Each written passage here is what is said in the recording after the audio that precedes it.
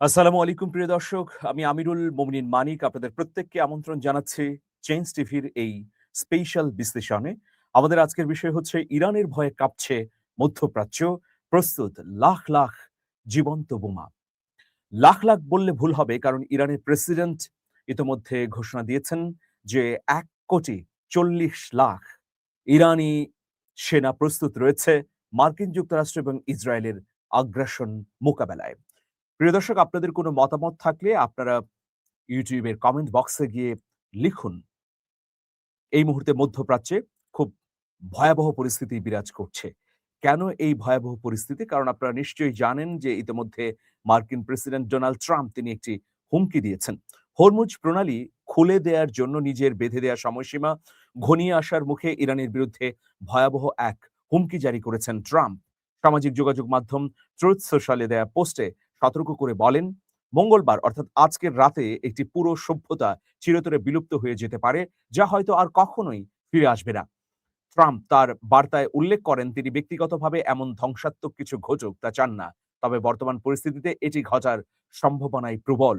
তবে এই চরম উত্তেজনার মধ্যেই তিনি এক নাটকীয় পরিবর্তনের ইঙ্গিত দিয়েছেন। ট্রাম্প দাবি করেছেন সেখানে এখন একটি সম্পূর্ণ এবং আমূল শাসন পরিবর্তন ঘটেছে, যেখানে আগের তুলনায় ভিন্ন এবং তুলনামূলক কম কট্টরপন্থী মানসিকতার নেতারা প্রাধান্য পাচ্ছেন।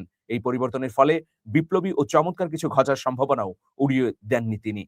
বিশ্বের দীর্ঘ ও জটিল ইতিহাসে আজকের রাতটিকে অন্যতম গুরুত্বপূর্ণ মুহূর্ত হিসেবে অভিহিত করেছেন মার্কিন প্রেসিডেন্ট। তিনি বলেন, গত ৪৭ বছরের চাঁদাবাজি, দুর্নীতি এবং মৃত্যুর রাজনীতির অবসান ঘটতে যাচ্ছে আজ রাতে ইরানে। পোস্টের শেষে তিনি ইরানের সাধারণ মানুষের মঙ্গল কামনা করে god bless the great people of Iran লিখে তার বার্তাটি শেষ করেন। পুরো বিশ্ব এখন এক চরম অনিশ্চয়তা আর উৎকণ্ঠা নিয়ে ট্রাম্পের এই হুমকির পরবর্তী পরিস্থিতির দিকে তাকিয়ে আছে। প্রিয় দর্শক, এই হুমকির পর মধ্যপ্রাচ্যের শক্তিশালী সৌদি আরব, সংযুক্ত আরব আমিরাত, কাতার, কুয়েত, জর্ডান, বাহরাইন এই রাষ্ট্রগুলো এখন পরবর্তী প্রতিক্রিয়া কি হয় তার জন্যে ভয়ে কম্পমান, তার জন্য প্রস্তুতিও নিতে শুরু করেছে। দেখুন, ইরানের হামলার ভয়ে বাহরাইনের সঙ্গে সংযোগকারী একমাত্র সড়ক বন্ধ করে দিয়েছে সৌদি আরব। ইরান সৌদির তেল সমৃদ্ধ পূর্বাঞ্চলে ক্ষেপণাস্ত্র নিক্ষেপ করার পর মঙ্গলবার দেশটি বাহরাইনের সঙ্গে সংযোগকারী একমাত্র সড়কটি বন্ধ করে দিয়েছে। তেহরান সৌদি আরবের দিকে ৭টি ব্যালিস্টিক ক্ষেপণাস্ত্র নিক্ষেপ করে, যা প্রতিহত করার সময় সেগুলোর ধ্বংসাবশেষ জ্বালানি স্থাপনাগুলোর আশেপাশে পড়েছে বলে কর্তৃপক্ষ জানিয়েছে। প্রতিরক্ষা মন্ত্রণালয়ের মুখপাত্র মেজর জেনারেল তুর্কি আল মালকি বলেন, ক্ষয়ক্ষতির পরিমাণ মূল্যায়ন করা হচ্ছে। এদিকে আরও ইরানি হামলার আশঙ্কায় সৌদি আরব জানিয়েছে তারা কিং ফাহাদ কজওয়ে প্রায় ১৫.৫ মাইল দীর্ঘ সেতু, যা দেশটির দীর্ঘতম এবং সবচেয়ে গুরুত্বপূর্ণ ব্রিজ, এই ব্রিজটিকে তারা বন্ধ করে দিয়েছে। এটি দেশটিকে দ্বীপরাষ্ট্র বাহরাইনের সঙ্গে যুক্ত করেছে। সাময়িকভাবে তা বন্ধ করে দেওয়া হয়েছে। বাহরাইনে মার্কিন নৌবাহিনীর ৫ম নৌবহরের সদর দপ্তর অবস্থিত। প্রিয় দর্শক, তো এইরকম পরিস্থিতিতে সবাই এখন ডোনাল্ড ট্রাম্পের ঘোষণার দিকে তাকিয়ে আছেন যে তিনি কি প্রতিক্রিয়া দেখান বা তিনি আজকে কি ভয়াবহ পরিস্থিতি ঘটান। প্রিয় দর্শক, আপনারা জানেন যে মধ্যপ্রাচ্যের বিভিন্ন রাষ্ট্রে অবস্থিত মার্কিন স্থাপনাগুলোতে একের পর এক গত ১ মাসেরও বেশি সময় ধরে হামলা করেছে ইরান।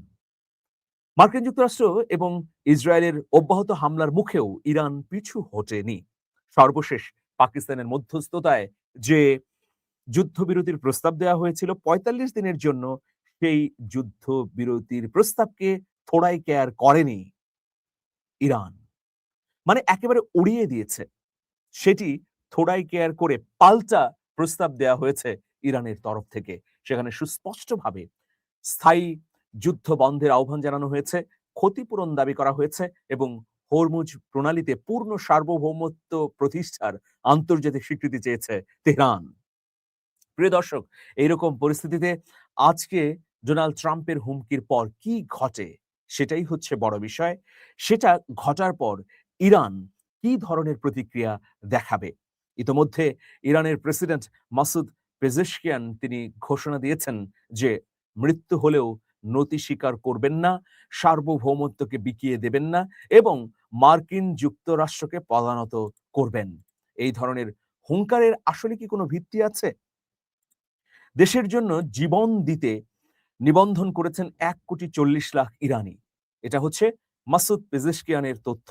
মাসুদ পেজেশকিয়ান এমন ভাষ্য দিয়ে বলেছেন, ইরানের জনগণ কখনোই মার্কিন যুক্তরাষ্ট্র এবং ইসরায়েলের আগ্রাসনের কাছে মাথা নত করবে না। চলুন আমরা দেখে নেই যে মাসুদ পেজেশকিয়ান কি বললেন এই আ বিবৃতিতে। দেশের জন্য জীবন দিতে ১,৪০,০০,০০০ ইরানি নিবন্ধন করেছেন বলে জানিয়েছেন প্রেসিডেন্ট মাসুদ পেজেশকিয়ান। তিনি এক বক্তব্যে বলেন যে ১৪ মিলিয়নের বেশি গর্বিত ইরানি তাদের জীবন উৎসর্গ করতে প্রস্তুত রয়েছেন। আমিও আমার জীবন ইরানের জন্য উৎসর্গ করতে চাই। আমি ইরানের জন্য মৃত্যুকে বরণ করে নিতে প্রস্তুত ছিলাম, আছি এবং ভবিষ্যতেও থাকব। যুক্তরাষ্ট্র ও ইসরায়েলের হামলার মুখে ইরানের নেতৃত্ব দেশবাসীর মধ্যে প্রতিরোধ ও জাতীয় ঐক্যের বার্তা জোরদার করার চেষ্টা করছে। একই সঙ্গে সরকার দাবি করছে বিপুল সংখ্যক সাধারণ মানুষ স্বেচ্ছায় দেশ রক্ষার জন্য এগিয়ে আসছে। এদিকে ইরানের রেল ব্যবস্থা ব্যবহার না করতে দেশটির জনগণকে সতর্ক করেছেন ইসরায়েলের সামরিক বাহিনী। ট্রেন ভ্রমণ করলে ঝুঁকি বাড়তে পারে বলেও হুঁশিয়ারি দেওয়া হয়েছে। ইসরায়েলি সেনাবাহিনীর পক্ষ থেকে ফার্সি ভাষায় পরিচালিত তাদের এক্স চ্যানেলে প্রকাশিত এক বার্তায় এই সতর্কতা দেওয়া হয়।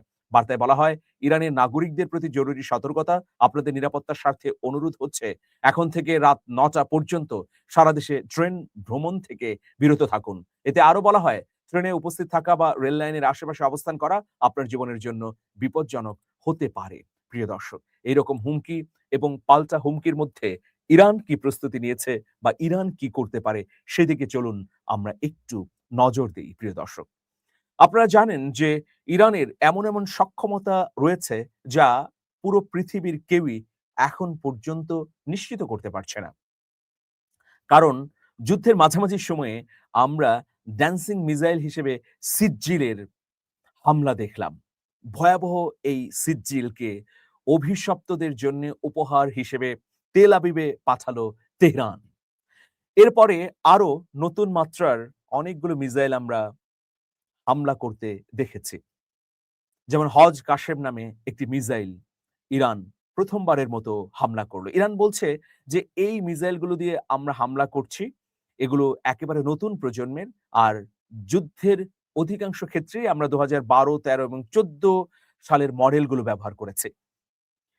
এখন বিষয় হচ্ছে যে দেখুন, পুরো ইরানকে যদি ধসিয়ে দেয়া হয়, তবুও ইরান ইরাকের ভূগর্ভস্থ অবস্থা এমনভাবে সামরিক অবস্থান তৈরি করেছে ভূগর্ভস্থ জায়গায় যে সেখানে হাজার ক্ষেপণাস্ত্র রয়েছে। ইরাক এবং ইরান যেহেতু একসঙ্গে লাগোয়া, এই মুহূর্তে ইরান সমর্থিত সরকার রয়েছে ইরাকে। সুতরাং ইরান সেই সুবিধা নিয়ে ইরাকের মাটির নিচে হাজার, অনেকে বলছেন লাখ মিসাইল মজুত করে রেখেছে। যদি পুরো ইরানকে ভস্মীভূত করে দেওয়া হয় বা গুড়িয়ে দেওয়া হয়, তারপরেও ইরাকে অবস্থান করে ইরানের লাখ সেনারা যুদ্ধ চালিয়ে যেতে পারবে। এর বাইরে আমরা যদি খার্ক দ্বীপের কথা বলি, তাহলে সেই দ্বীপে কিন্তু বিপজ্জনক পরিস্থিতি তৈরি করে রেখেছে আগে থেকেই ইরান। এখন মার্কিন যুক্তরাষ্ট্র যদি বিমান বাহিনীর মাধ্যমে আক্রমণ শুরু করে, তাহলে সেগুলো প্রতিরোধ করারও উল্লেখযোগ্য সক্ষমতা রয়েছে বিপ্লবী গার্ড বাহিনীর। বিপ্লবী গার্ড বাহিনী বলছে যে আমরা এখনো আমাদের পরিপূর্ণ সক্ষমতার সামান্যই দেখিয়েছি। সুতরাং আগামী দিনে যদি মার্কিন প্রেসিডেন্ট ডোনাল্ড ট্রাম্প সত্যি বিপজ্জনক অভিযানে নেমে পড়েন, তাহলে আমাদের এমন প্রত্যাঘাত হবে যে আগামী ১০০ বছরে আর ইরানের সঙ্গে যুদ্ধ বাধাতে কল্পনাও করবে না পেন্টাগন। তো এইরকম পাল্টাপাল্টি হুমকি, হুঁশিয়ারি এবং অভিযানের যে প্রস্তুতি, সেটার পরিপ্রেক্ষিতে পুরো মধ্যপ্রাচ্য এখন ভয়ে কম্পমান। মধ্যপ্রাচ্যের রাষ্ট্রগুলো ভাবছে কখন কি হবে? ডোনাল্ড ট্রাম্প যদি সত্যি হামলা করে বসে, তাহলে ইরান কি প্রত্যাঘাত করবে? ইরান তো এখনই তার মিসাইল দিয়ে আমেরিকায় হামলা করবে না। কিন্তু প্রতিশোধ কিভাবে নেবে? মধ্যপ্রাচ্যে থাকা ইরানের যে এলাই আছে তাদের প্রতি আক্রমণ করে, দুঃখিত, মার্কিন যুক্তরাষ্ট্রের যে সহযোগী বা এলাই আছে তাদের প্রতি হামলা করে। এক্ষেত্রে প্রথম টার্গেটে রয়েছে সৌদি আরব, দ্বিতীয় টার্গেট সংযুক্ত আরব আমিরাত, এরপর কুয়েত, কাতার তো রয়েছেই। কারণ কুয়েত, কাতার, বাহরাইনে মার্কিন যুক্তরাষ্ট্রের বড় সামরিক স্থাপনা রয়েছে। তো সেই সামরিক স্থাপনাগুলো স্থায়ীভাবে বন্ধ না করা পর্যন্ত ইরান হামলা করতেই থাকবে। ফলে এখন ইরানে হামলার যে হুমকি ডোনাল্ড ট্রাম্প দিয়েছেন, সেই হামলার পরবর্তী প্রতিক্রিয়াও যে ভয়াবহ এবং বিপজ্জনক হবে, তা সামান্য হলেও উপলব্ধি করতে পারছেন মধ্যপ্রাচ্যের শাসকরা।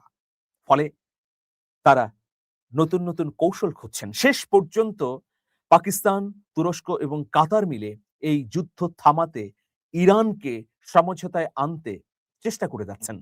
কিন্তু ডোনাল্ড ট্রাম্প ইতিমধ্যে হুমকি দিয়ে দিয়েছেন। এখন আর এক মুহূর্তও সময় নেই। সত্যি যদি ডোনাল্ড ট্রাম্প তার কথা রাখেন, তাহলে ভয়াবহ পরিস্থিতি হতে যাচ্ছে।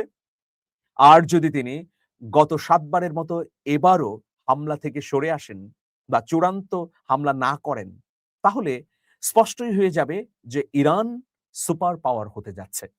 প্রিয় দর্শক, আমরা কোনো সংঘাত চাই না, আমরা মানুষের প্রাণহানি চাই না, আমরা শান্তি চাই।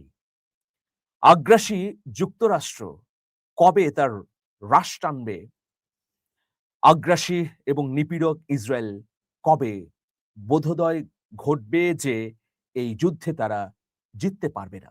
ইসরায়েল যদি এই যুদ্ধ ধারাবাহিকভাবে চালিয়ে যায়, তাহলে শেষ পর্যন্ত তাদের পরিণতি হচ্ছে ধ্বংস। কারণ ইরান ইসরায়েল এবং মার্কিন যুক্তরাষ্ট্রকে নাস্তানাবুদ না করে ক্ষান্ত হবে না। সেটার নজিরই কিন্তু আমরা দেখছি। ইতোমধ্যে ইরানের সর্বোচ্চ নেতা আয়াতুল্লাহ মুজতবা খামেনি স্পষ্ট করে বলেছেন যে আমরা হয় জিতব, নয় মৃত্যুবরণ করব। এর বাইরে সমঝোতার আর কোনো পথ নেই। সুতরাং দেখা যাক কি ঘটে। আমরা চাই শান্তি এবং স্থিতিশীলতা। আমরা চাই মজলুমের পক্ষে বিজয় পতাকা উড্ডীন হোক। সবাই ভালো থাকবেন। শুভেচ্ছা নিরন্তর। আল্লাহ হাফেজ।